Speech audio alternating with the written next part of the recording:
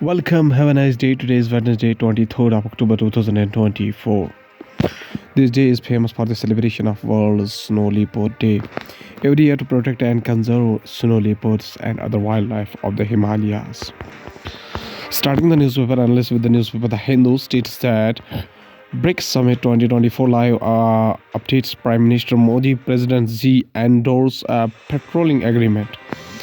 Prime Minister Modi and Chinese President Xi Jinping being a first bilateral talks in 5 years in Kazan, Russia on Wednesday, October 23, 2024.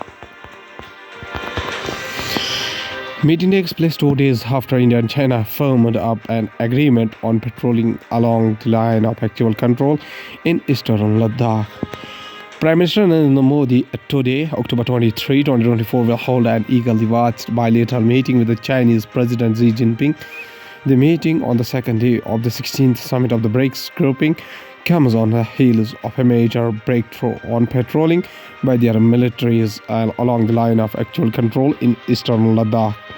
India ready to provide all possible assistance for peace in Ukraine. Prime Minister Modi in Kazan. Prime Minister Modi wrapped up the first day of the summit with the bilateral meetings with Russia's President Vladimir Putin and Iranian President Masoud Pezeshkian.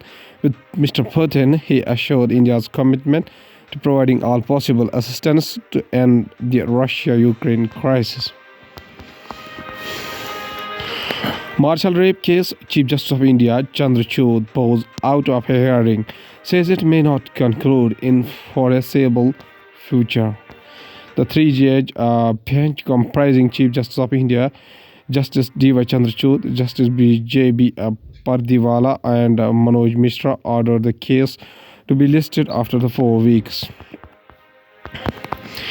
Chief Justice of India D.Y. Chandrachud is retiring on November 11. Lawyers on both sides said they need more days to argue. Chief Justice of India D.Y. Chandrachud, who is retiring on November 11, bowed out of hearing the marital rape exception case on Wednesday, October 23, 2024, after remarking that lawyers' arguments will not conclude in the foreseeable future. What was expected to be just another day of the hearing of the case started with several senior lawyers on both sides seeking a day each to make their submission in court.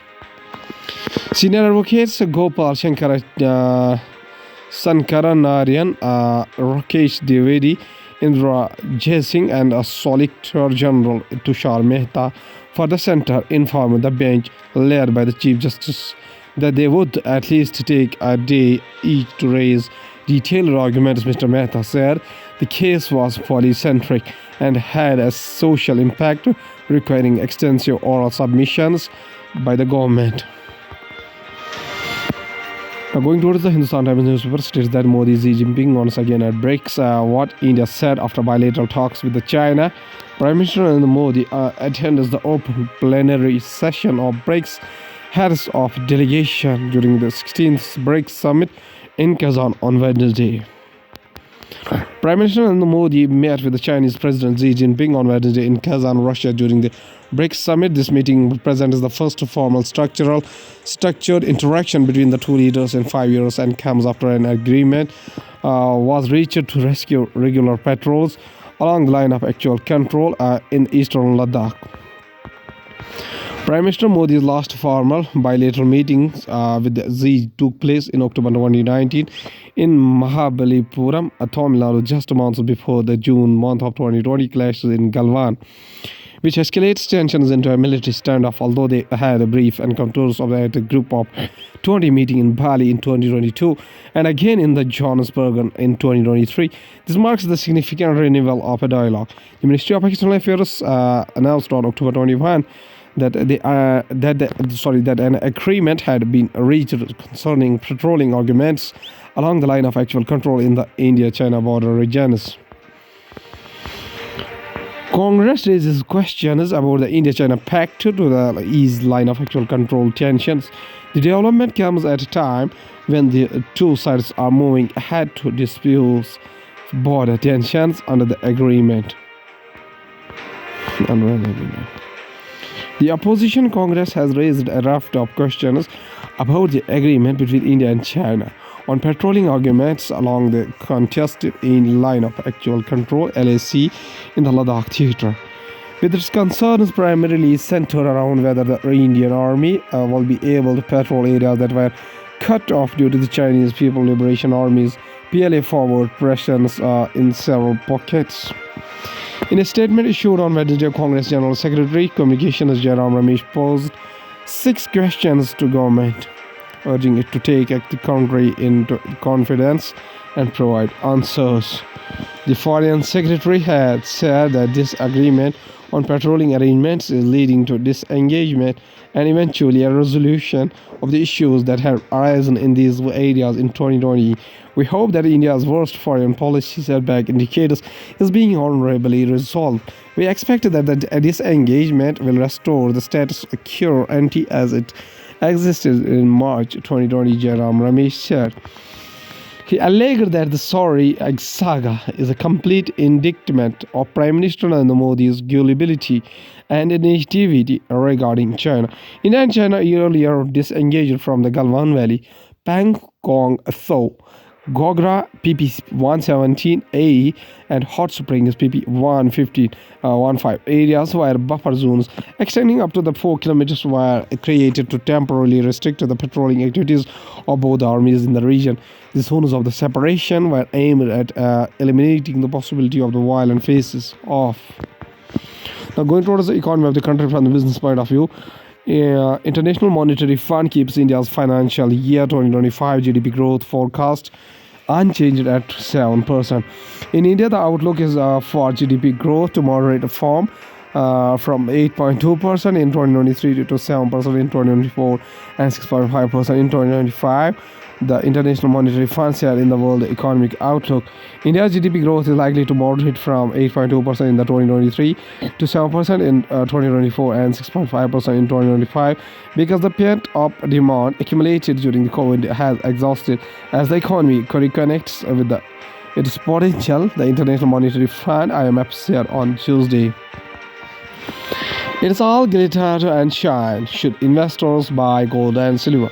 Gold versus silver investment, the major factors behind the recent rally in gold prices. Gold price are uncertainty around slower growth in major economies and rising conflict in the Middle East. The price of gold 24 carat hit fresh record of high rupees 78,703 per 10 gram on Wednesday. Sensex dips below 80,000 at opening. Nifty slips to 24,378 amid FPI plow close week earnings. The building stock exchange's 30 share Sensex opened at 79,921.13, down to 299.59 points or 0.37% compared to the previous close of 80,220.72. This is the first time since August 16 that the index has opened below the 80,000 level. Both the Sensex and Nifty have been fluctuating in early morning trade.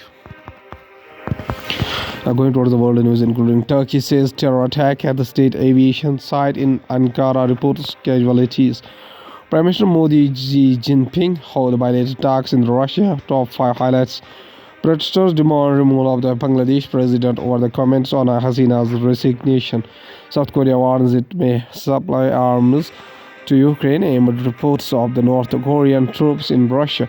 Chinese aircraft carrier a group sailed through the Taiwan Strait, says Taiwan. FBI initiates investigation in documents leak of potential Israel plans to attack the Iran. Now going towards science and tech, we have United States-China tech war scene heating up regularly regardless of whether Trump or Harris wins. The United States-China tech war is all but certain to heat up no matter whether the Republican Donald Trump or Vice President Kamala Harris wins the election. The United States-China tech war is all but certain to heat up no matter whether the Republican Donald Trump or Vice President Kamala Harris wins the number 5 United States presidential election. The United States-China tech war is all but certain to heat up no matter whether Republican Donald Trump or Vice President Kamala Harris wins the November 5 United States presidential election, with the Democrat likely to come out with the targeted new rules and Trump blunter approach. The efforts to slow the flow of less sophisticated Chinese blue chips, smart cars, and other imports into the United States are expected alongside more curbs on chip-making tools and highly priced artificial intelligence chips headed to China, according to former officials from the Biden and Trump administration. Industry experts and people close to the campaigns. European Union lags United States and China in artificial intelligence investment, Nvidia CEO says. The European Union lags are far behind the United States and China in investing in artificial intelligence, the CEO of AI chip maker Nvidia said. The European Union lags far behind the United States and China in investing in artificial intelligence, Nvidia CEO Jensen Huang said. The European Union lags far behind the United States and China in investing in artificial intelligence, the CEO of AI chip maker Nvidia said on Wednesday. While there are only a handful of artificial intelligence companies in Europe, such as France's Mistral and Germany's Alpha, the bloc passed the world's first comprehensive rules to govern artificial intelligence, which came into the force in the month of August. The European Union has had to accelerate the progress in artificial intelligence, Nvidia CEO Jensen Huang said during a visit to Copenhagen. There is an awakening in every country is realizing that the data is a national resource. Huang has in Denmark to launch a new supercomputer named Gefion, which boasts 1528 graphic processing units GPUs, and was built by the Nvidia in partnership with the Nova Nordisk Foundation and Denmark's Export and Investment Fund. At last, there is a famous quotation by a famous president, Nelson Mandela, whose full name is Nelson Rolihlahla Mandela. Birth anniversary 18 July 1918 up to 5 December 2013. Was a South African anti-apartheid activist and a politician who served as the first president of the South Africa from 1994 to 1999. He was the country's first black head of the state and the first elected in a fully representative democratic election. His government focused on dismantling the legacy of apartheid by fostering racial reconciliation. Ideologically an African nationalist and a socialist, he served as the president of the African National Congress ANC party from 1991 to 1997. Mandela was a controversial figure for much of his life, although critics on the right denounced him as a communist terrorist and those on the far left deemed him too eager to negotiate and reconcile with the apartheid supporters. He gained international acclaim for his activism.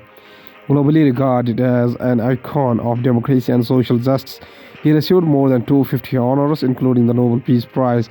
He is held in deep respect within the South Africa, where he is often referred to by his Tembo clan name Madiba and described as the father of the nation. Nelson Mandela says a very famous quotation. He says that I never lose. I either win or learn. Okay, thank you.